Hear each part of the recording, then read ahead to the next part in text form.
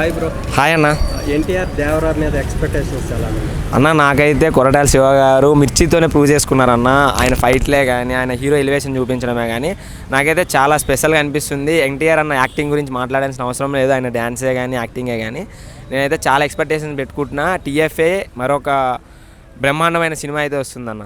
Visualisation పరంగా చాలా హైలైట్గా ఉంది. ఎట్లా కనిపించింది అన్న? అదే అంటున్నా కదన్న, సొరసేపు అనేది ఒక ఛత్రపతి గారు, అదే ఛత్రపతిలో మూవీలో ప్రభాస్ గారు వాడినప్పుడే నా ఎలివేషన్ ఎంత అనేది మనకు కనిపించింది. మళ్ళీ అదే ఎలివేషను ఇట్లా వాడుతున్నారు కదా ఎన్టీఆర్ గారిది. అదొక టైప్ ఆఫ్ మూవీ, ఇదొక type of movie.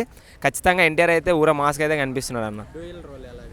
Dual role అనేది ఆయన ఎన్టీఆర్ గారిది మనం జైలవకుశలో చూసాం. ముగ్గురు అదే మూడు అదే త్రిబుల్ రోలింగ్ అనమాట. నిజంగా ఆయన 3 రోల్సే ఏకఛత్రాధిపత్యంగా పాలించిన వ్యక్తి అని ఫీల్ అవుతున్నాను నేను. అంటే ఈజీగా చేయగలడు ఆయన ఎక్స్పెక్టేషన్ పెట్టుకున్నా. ఈసారి అయితే దేవర గట్టిగా హిట్ కొడుతున్నామన్న. టీఎఫ్ఏ నుంచి అయితే ఇంకొక భారీ హిట్ అయితే రాబోతుంది. ఇది ఒక సంచలనం అనమాట. గుర్తుపెట్టుకోండి, రాసి పెట్టుకోండి. రికార్డ్స్ అన్నీ బ్రేక్ చేస్తుంది దేవరాకి అయితే నేను ఒక పవన్ కళ్యాణ్ ఫ్యాన్గా చెప్తున్నా.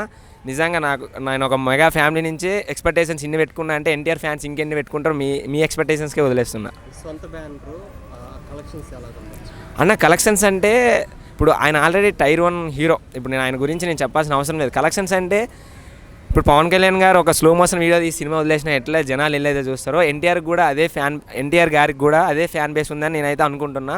నిజంగా కలెక్షన్స్ అయితే భారీగా వస్తాయని ఎక్స్పెక్టేషన్స్ పెట్టుకుంటున్నా.